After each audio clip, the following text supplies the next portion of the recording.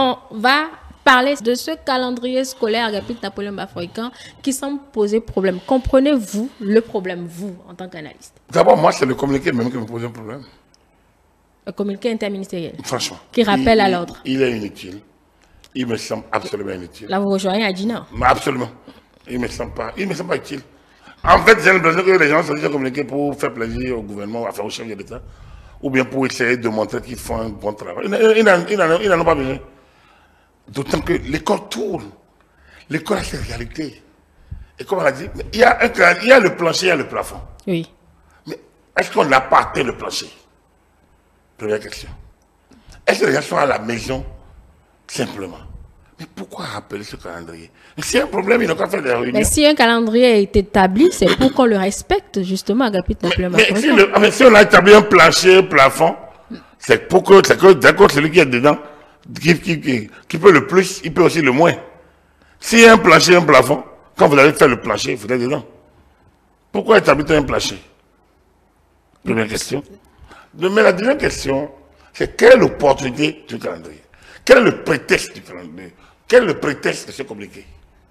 Quel est le problème? Bon, c'est pas dit très clairement, mais c'est en filigrane. Oui. Vous savez, la pratique dans les écoles privées où tout le monde déserte. C'est une stigmatisation dangereuse. Ah bon? Non, c'est pas l'école privée. Vous n'en êtes pas Quelles sont victime. les écoles? Moi, je suis de l'école privée. Je suis de l'école privée. Donc, vous ne constatez pas que généralement les privés vont en vacances déjà en mai, en fin mai? Ils finissent le calendrier. Mais il y a le calendrier académique et le calendrier scolaire. Ils ne vont pas aller errer inutilement dans l'école. Ils vont aller se promener dans l'école quand les enseignants sont utilisés pour aller surveiller. Ils ne vont pas aller errer dans l'école. Tous les enseignants non plus. Ils ne vont pas aller errer dans l'école. Donc, on veut créer une école à double niveau où certaines écoles, où les établissements sont occupés par les examens. Des enseignants occupés à surveiller. D'autres vont au cours pendant que d'autres sont en train de surveiller. Ceux qui ne sont pas en examen. Ça veut dire que les classes intermédiaires. Ça fait un système de double. Mais ça a toujours existé, justement. Oui, C'est pas d'aujourd'hui. Donc, le calendrier a toujours fonctionné comme ça fonctionne aujourd'hui. C'est pas d'aujourd'hui. Mais on ramène à l'ordre pour que ça soit pas la même chose. Non, donc, il faut déjà régler la question de l'enseignant qui est surveillé. Pendant que l'enseignant surveille, oui. Qui s'occupe des enfants? Et pourquoi faut-on que ces enfants soient à l'école? Et pendant que l'école, les salles sont prises pour les examens, dans quelle classe les enfants vont aller travailler? Non, attends, il faudrait que la réorganisation doit être non, attendez, écoutez, vraiment totale parce que... Non, je pense que ce communiqué, c'est une farce. C'est une farce, ce communiqué. C'est-à-dire qu'il ne doit pas exister. C'est une farce. Mais c'est quand même non, des autorités qui connaissent un peu le... Attendez, ce communiqué est une farce. Pour moi, il faut qu'ils expliquent le problème et qu'ils le règlent de manière claire. Non, ce sont de nous amuser. C'est amuser la galerie. On est tous... Moi, je suis fils d'enseignant. J'ai grandi, moi-même j'étais à l'école. Il est évident qu'en mai, on est déjà en vacances. Dès qu'on finit les derniers devoirs, les professeurs vous amènent les copies, on corrige les examens, on corrige. Et on fait les trucs, on fait les moyennes. Et puis tout le monde, on vient, on joue. Du matin au soir. On joue, on ne sait rien. Il faut que les enfants aillent s'amuser. Quand un enfant quitte la maison, c'est d'abord, il est livré à lui-même. Quand l'enseignement, pendant que les enseignants s'occupent d'organiser demain, qui s'occupe des examens? Peut-être les DEC concernés. Mais après, qui surveille? Qui corrige? Les CAP, là, les premiers examens qui ont eu lieu déjà, il faut bien que les gens corrigent. Le CEP qui a eu lieu, la semaine qui finit, les gens sont allés surveiller. Oui. Mais pendant que le CEP a lieu, comment voulez-vous que les enfants soient à l'école? Mais pas les enfants de la classe de CM2. Et ceux qui sont dans les classes intermédiaires. Et les salles qui sont occupées pour le CP. Ok. Et l'élève qui est allé au CP. Lui, quand il va finir le CP. On peut marquer un arrêt pour le CEP qui ne dure que 3 jours. La semaine prochaine, on peut reprendre les cours. Après le CEP, vous l'avez dit encore à l'école. Bon, moi, je me rappelle plus. Ah non, c'est moi, je me rappelle, je suis plus allé à l'école. Et mais aucun des enfants ne sont allés à l'école après le CP. Parce qu'en clair, le CP marque la fin. De fait, il faut que le calendrier soit établi pour qu'on soit réaliste. Il ne faut pas qu'on se leurre. Il faut qu'on évite les farces. Le calendrier est établi en tenant compte des examens. En fait, dès que les examens s'approchent, on règle tout. Qu'on ait fini le programme. qu'on n'a pas fini le programme. Justement, est-ce que vous savez qu'il y a certains qui ne finissent jamais le programme et puis... Et pourtant, il y a eu le CP. Alors que c'est où peut-être que ça fait partie des résultats négatifs de certains élèves. Alors que je vois que depuis des années, nos résultats vont plutôt en s'améliorant. Donc, du coup, où est le problème? Vraiment la question. Je vous dis que vous êtes beau me convaincre, mais dites-moi, où est le problème? Les ministres n'avaient qu'à faire les réunions avec les syndicats ou les directeurs départementaux, avec leur régional de division de l'enseignement, je ne sais pas comment ils les appellent, et régler ça par l'autre sectoriel. On n'a pas besoin de communiquer. Ça, c'est pour montrer au chef de l'État qu'ils font c'est du zèle. C'est du mauvais zèle à mon humble avis. Vous ne savez pas. Ça n'a pas. Moi, en tout cas, c'est pas la lecture que je fais. Parce que l'école, c'est la réalité. Il y a des choses qu'ils peuvent faire, qu'ils peuvent régler sans faire un communiqué. À mon humble avis. Ils n'en ont pas besoin. Ils n'en ont pas besoin. Il fallait régler ça. Ou alors, ils n'ont plus d'autorité. Parce que dès qu'un communiqué du ministre arrive, chez un directeur départemental, il est tenu. Quand le directeur départemental relaie vers les directeurs de division, donc des responsables, avant on appelait division du district de l'enseignement, donc on appelait dans la DDE, division de district. Donc c'était ça sous moi, mon temps, donc c'était sur le PPB. Mais aujourd'hui, je ne sais pas comment on les appelle. Et après, il y a eu les responsables de division de l'enseignement, RDE, je ne sais pas comment. En dehors du directeur départemental, oui. Je ne sais pas les secteurs qui descendent vers les établissements. Mais ils ont l'établissement, l'école est bien organisée. L'enseignement. Si cela était le cas, on n'allait pas rappeler. L'enseignement est très bien organisé. Ils ont les relais jusqu'au directeur d'école ou directeur d'établissement. C'est le cas. Donc, le communiqué est inopportun parce qu'ils auraient dû utiliser le mécanisme comme ça là, qu'ils savent utiliser pour atteindre les directeurs et les mettre en deux. Si le DDE, le régional de division, fait un rapport pour montrer que tel établissement ne reflète pas. Écoutez, pourquoi vous considérez que les gens vont à l'école de 7h à 19h, ailleurs que d'autres vont à l'école de 7h à 15h à 17h? Mais ils savent ça, non? Mais pourquoi c'est pas réglé? Ça, c'est à eux de régler. Donc, là, on pose un problème. Donc, c'est pour vous dire qu'en réalité, le point de l'école est plus global et crucial pour qu'on nous divertisse avec un communiqué pour dire que les vacances c'est le 30 juin. Aujourd'hui, je vous mets au défi. Combien d'écoles aujourd'hui fonctionnent réellement? Combien d'enfants vont encore à l'école réellement pour aller prendre des leçons, pour aller prendre des cours? Vous allez compter du bout des doigts. Il n'y en a plus. Les gens sont en vacances de fête parce que le calendrier est préconçu. Justement. Et le mental, depuis des décennies, est préconçu comme ça et ça fonctionne comme ça. Mais enfin, est-ce qu'on va fonctionner avec un mental? Je dis qu'il y a d'autres canaux pour... On dirait qu'il y a des canaux pour y parvenir et non les canaux fantasques d'un communiqué interministériel.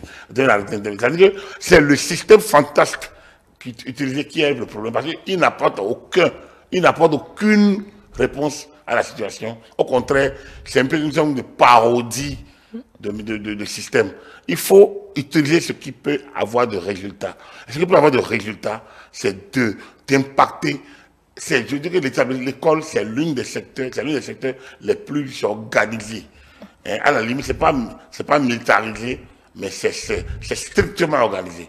Et donc, un directeur d'école, un chef d'établissement secondaire, il sait qu'il dépend du ministre directement, mais à travers les régionales de division. Je ne sais pas comment c'est organisé aujourd'hui, mais il y a une hiérarchie qui est respectée. Je dis, je suis fils d'enseignant. Bien sûr. J'ai grandi dans ça. Okay. J'ai été moi-même façonné par ma propre progression. Et donc, je connais le fonctionnement de l'école. Et c'est pour ça que je dis, cette méthode de communiquer interministériel est inutile. D'accord. Puisque vous connaissez le fonctionnement de l'école. Oui. Laissez-moi vous poser cette question. Oui. Le calendrier, il est préétabli depuis le début de l'année scolaire. C'est sûr. Voilà. Donc, si on rappelle aujourd'hui, pourquoi depuis le départ, certains n'ont pas soulevé ces préoccupations-là dont vous parlez? Et puis, c'est là où on rappelle que ça pose un problème. Non, qui rappelle ça? Les ministres. Oui, justement, parce qu'au départ, on a dit que l'année finit le 31 juin, avant même que les cours ne démarrent. C'est le principe. Ah, donc, le principe est différent de l'évaluation bien de la pratique. Ça commence par où est le problème. C'était à eux de dire où est le problème. Donc, vous venez de poser le centre de ma question. Où est le problème? Ils ont fait le calendrier. Mais c'est eux qui ont dit où est le problème? Dans le même calendrier, vous avez dit 30 juin. 30 juin, les gens ont déjà fini de corriger et le CEPE, presque le BPC. Et les enfants continuent d'aller à l'école. Non, soyez sérieux. 30 juin. Les enfants finissent le bac le 19 juillet. Le 21 juillet. Juin. C'est-à-dire ils vont au bac du 19 au 21. Du 19 au 21 juin. Vous pensez que le 30 juin, les gens continuent d'aller au bac? Ils vont finir le bac, ils vont continuer d'aller. Non, plus personne ne part au cours. Mais pourtant, vous savez, pourtant, c'est vous qui posez le problème. Vous dites qu'ils ont fait leur calendrier. Donc, en fait, ma préoccupation. C'est eux qui ont fait le calendrier et ils ont fait leur rentrée et ils ont dit que le bac avait lieu. Pourquoi le bac n'a pas lieu le 1er juillet? Pourquoi le BPC n'a pas lieu le 8 juillet?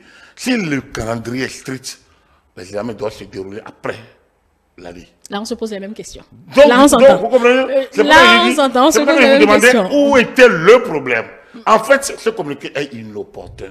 Parce que, mais c'est arrêté. Et il est inopportun parce qu'ils n'ont pas dit où était le problème. Soit on veut saupoudrer en brouillant les cartes, soit on manque d'autorité, soit on amuse la galerie. Dans l'un des cas, c'est qu'on a sorti un programme qui se déroule. Les vacances sont générales. C'est parce que le CIE à la maison que l'école est en vacances. Donc, les examens ont lieu. Voilà. Donc, les examens ont lieu du 19 au 21. Pour moi, mais après le 21, il y a une semaine, on est au 28. On finit le mois. Donc, le vendredi 30, on a terminé avec le mois de juin. Mais alors, il faut que les gens soient à l'école. Quand le Sénégal finit le CPE, continue d'aller prendre les cours. Quand le Sénégal finit le BPC, le 7 juin, continue d'aller au cours. Quand le Sénégal finit le bac, le BPC, le 14, aille au cours. Quand le gars fait le bac, non quand même, nous on n'a jamais fait ça. On est en vacances après les derniers devoirs quand on n'a pas examen, et quand on a examen, on finit. Donc, il y a le temps de préparatifs, des TD. Donc moi j'ai une fille qui doit aller au bac, elle dit mais la dernière année, donc la semaine prochaine, c'est la semaine des TD. Et donc du coup, c'est-à-dire que non, on connaît l'école. Et donc, du coup, il ne faut pas qu'on nous distrait avec ces gens. Honnêtement, ce communiqué-là, c'est une arrêté. C'est inutile. C'est absolument inutile. Ce rappel est inutile. Il y a les canaux de transmission, donc des notes, d'un certain nombre de mécanismes scolaires.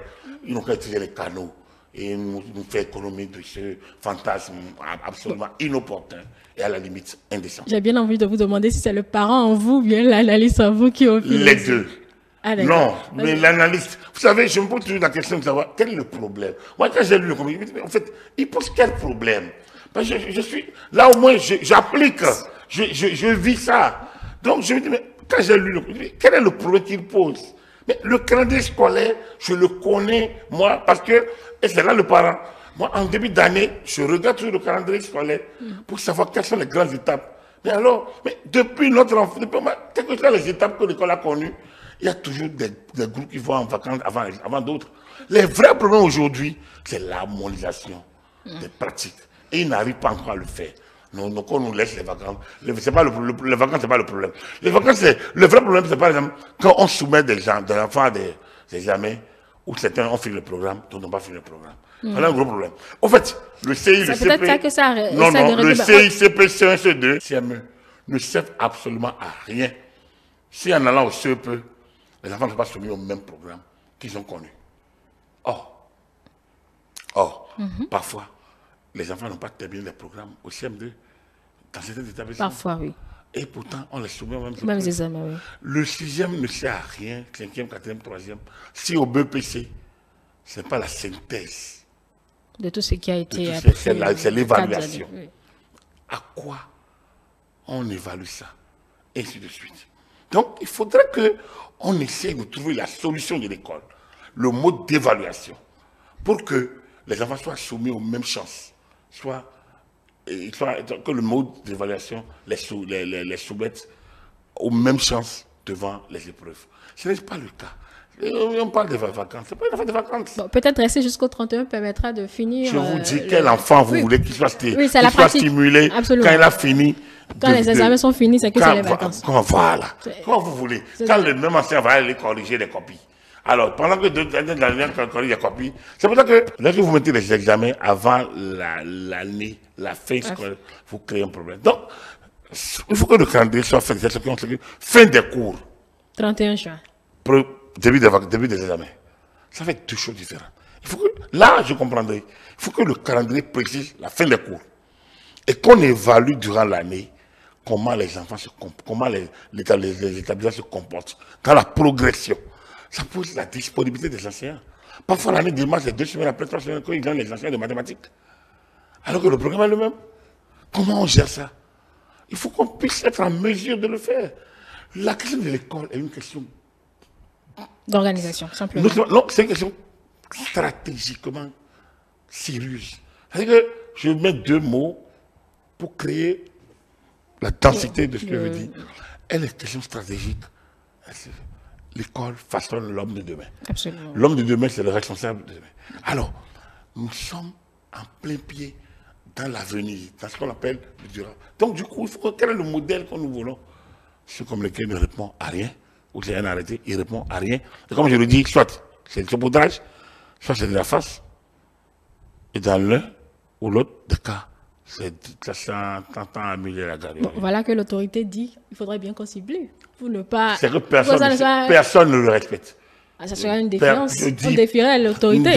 Non, ça peut montrer que quand je dis de la farce, c'est que eux-mêmes qui le sortent savent que ce n'est pas respecté. Les enfants sont en vacances. Désolé, ils sont en vacances. Faites de tous les établissements. Regardez-moi combien ils font les cours. Et vous allez voir. Ils sont en vacances. Ceux qui n'ont pas examen sont en vacances.